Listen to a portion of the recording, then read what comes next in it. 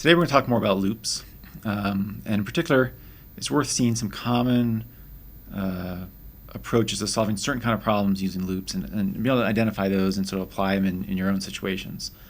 So the first one we're going to talk about is something called nested loops, and we want to see sort of how a nested loop is built and to identify situations where you can use them.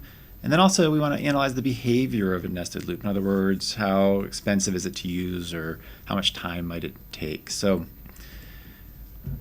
let's look at just a basic loop to start off.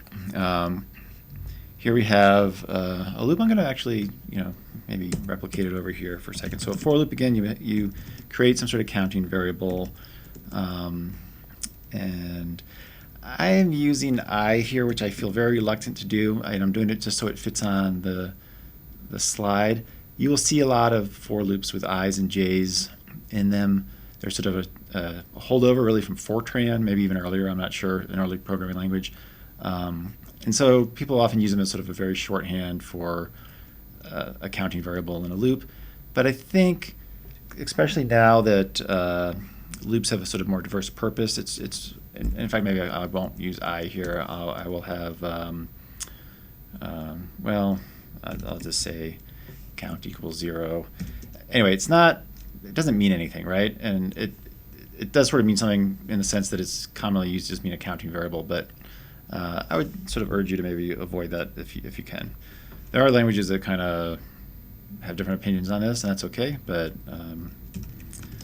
let's just kind of stick with spending a little effort and making the variables be a little more explicit. So I'm not going to do the curly brace here, which is also maybe also a little, bad, and I need to initialize this sum. It's okay. So sum plus equals I. Excuse me. So that adds I to this sum variable each time through the loop. And if I were to print out sum at the end,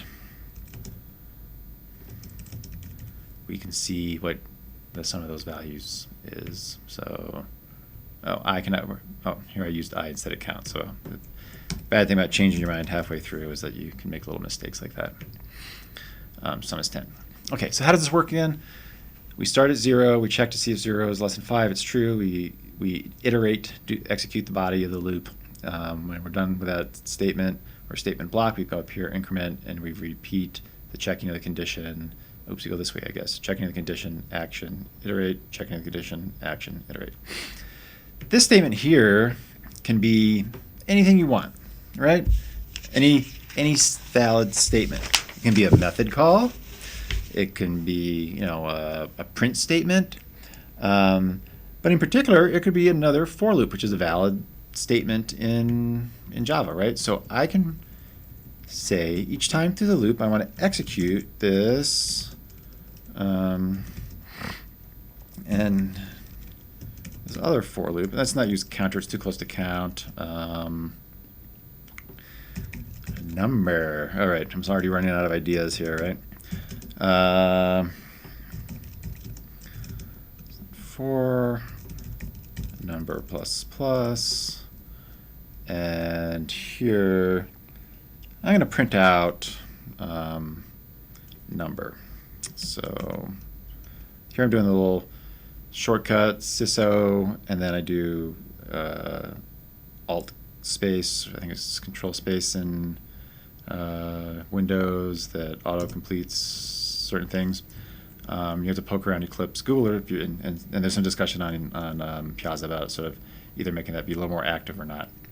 So I'm going to print out here what the J value is. And actually, okay, sorry, I'm going to print out, I'm just going to print out the numbers without any sort of explanation. So kind of like I was doing last time when I wanted to have them all in a line, I'm doing a print without no print line, so it doesn't put a new line at the end of the print, and I'm printing out a number with a space here, and then after the end of all of it, I'm going to just do a print line. Okay, so what, that was maybe, let me do one more thing, sorry. I'm going to add a statement block to this one so we know what's going on. And I'm going to move this guy there. Okay, so what is going on here? We do the first iteration of our count loop. And here I have J. Look at me. I'm just like, I'm following my slides, and then I'm just like messing up. All right. All right. You know, I'm pressing on here. No need to restart, right? Just you can be tortured along with myself as I'm doing this. That's what programming is all about, right? Okay, so we're not even using sum anymore. Okay, so we do a first iteration of the count loop. We execute this entire block here. This is the code block that belongs to that count loop. So as part of that, it first does every iteration of the number loop. So it does the 4 iterations for number, and then it does a new line here, and then it goes back up and does the second iteration of the count loop, and it repeats that whole process again, right? So I'm going to run this, and I get sort of a grid of output. These numbers come from this loop, right? The number of rows comes from the number of iterations of this loop. So there's 5 iterations of count, each of which produces a line of text plus a new line from this stuff. And there's 1, 2, 3, 4, 5 of those. And there's basically 4 columns, right? Because there's 4 iterations of this loop, which prints out 4 numbers and spaces. So 1, 2, 3, 4 going across.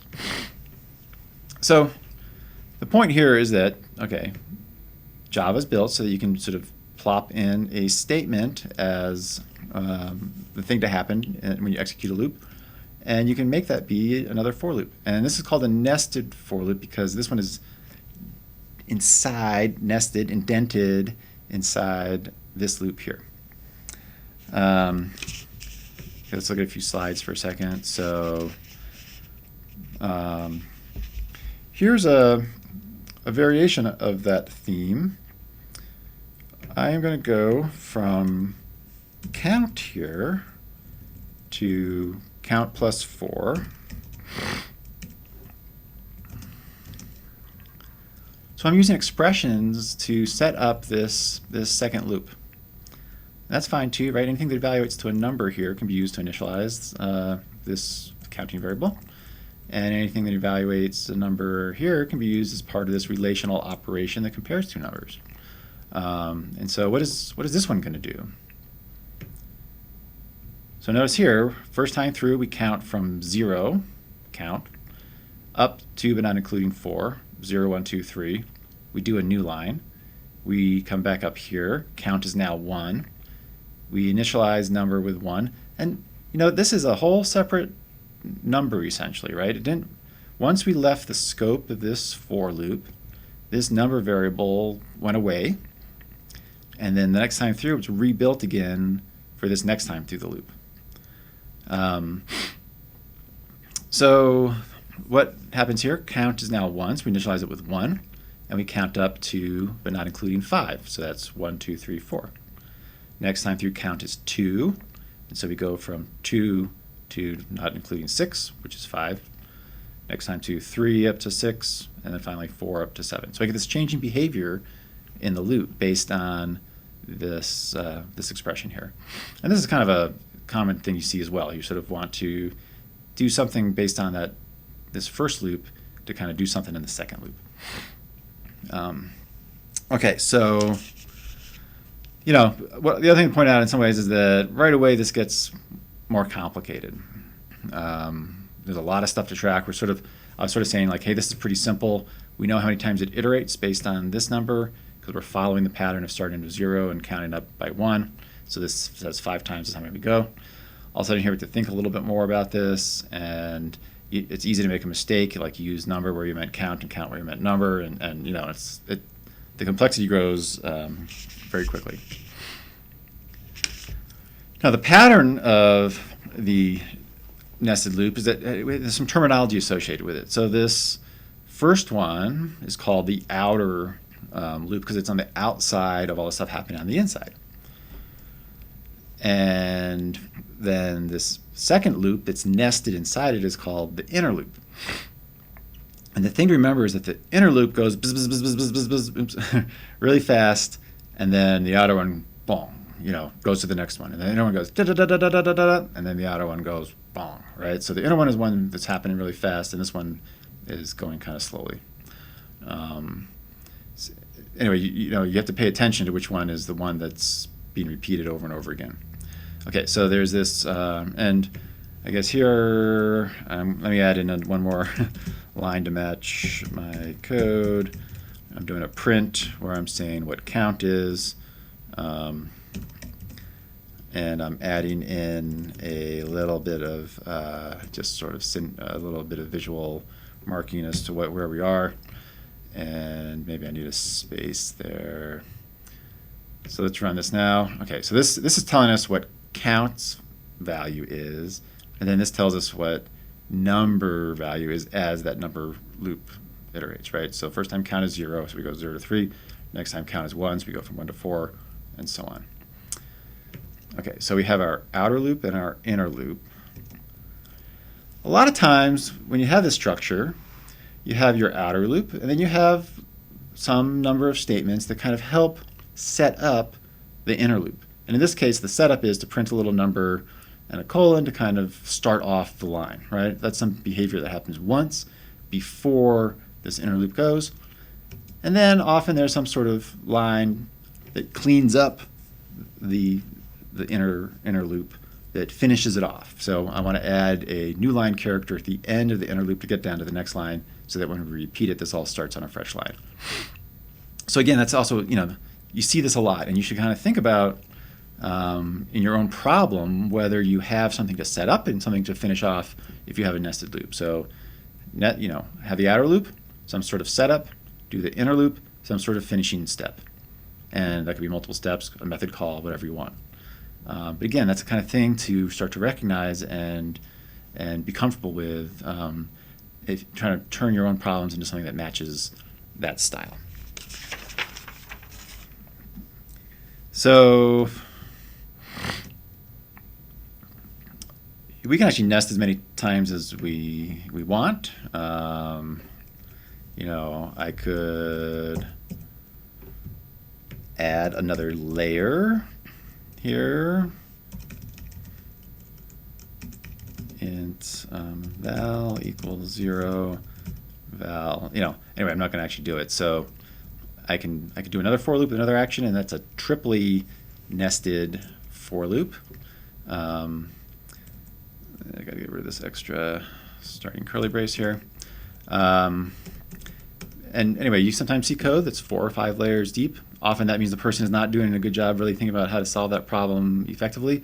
And sometimes you can kind of clean that up, but sometimes there are fundamental issues, some fundamental problems that require you to have nested loops. So for example, if you're doing, let's say, weather prediction, what you do to do that commonly is you break the atmosphere into a 3D grid, kind of like Minecraft, right?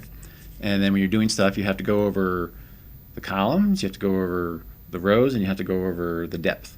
And that would be a triply nested loop. And then maybe there's some other thing that happens inside there, a bunch of particles you're tracking or something like that. So there'd be a quad nested loop. The behavior of this thing is, you can kind of do it painstakingly, like I go through once, and then I go through 4 times, and then I go through once, then I go through 4 times. But if you think about it, how many numbers are we printing out here, not including these special case ones on the left? Well, it's a 4 by 5 grid. So the inner loop goes 4 times, and the inner loop does its full set of stuff 5 times. And that's 20 things. You just multiply the range of the inner loop by the range of the outer loop. And you multiply them, and if it's 3 deep, you multiply each by each, and so it grows kind of quickly, right? But rather than trying to do it by hand and on your fingers each time, you're much better off recognizing how many times it goes here and then how many times it goes here. Sometimes the inner one changes, like, I'm going to go like this. So it starts the first time through, it goes 0 up to, not including 4. Next time, 1 not including 4, you know, I get different behavior out of that, right? And so that would be harder to analyze. You have to kind of think a little more carefully about it. Let me undo that. But in general, we're going to multiply the outer loop by the inner loop to get the number of iterations that happen total in that inner loop. So if there's some kind of grid pattern, or at least sort of row column pattern, these nested loops are a good choice. And we're going to use these later to work with images which have a pattern of pixels going across and down. And we can grab each pixel using a nested loop pattern. Now here's a question. So I said, you know, if there's a grid, you want to use a nested loop. For the make square problem in the assignment, we had a grid of characters you're making, right? There's like the top, and then we went a certain number of lines down. And you probably only wrote one while loop for that, but it sure looks like a nested loop pattern. So the question is, how did that work to make a grid? Well, the way it worked was there was a while loop here, and then you called another method, the make line, which was made for you, so maybe you didn't look at it very carefully. But in make line, there was its own while loop. So this loop had a loop, but inside that loop was a call to a method that had another while loop. And that was basically a nested while loop. It's just that it was a little hidden because the inner while loop was hidden in this method you were calling. And in fact, I think that's a great way to go, right? You're sort of hiding this complexity. So if someone looking at the code is like, oh, I want to make a top line, I want to make some middle lines, I want to make the end line, rather than I want to make a top thing which consists of this other loop that has an edge thing and a middle part and an edge thing, and that quickly overwhelms your ability to understand it. And again, it's really important to learn how to hide these messy details, both from yourself, so you can kind of like test little parts independently, and from other people. It shows that you sort of thought carefully about how to solve that problem. All right, so that's it for nested loops, and then we're going to look at some other styles of problem solving using loops in the next videos.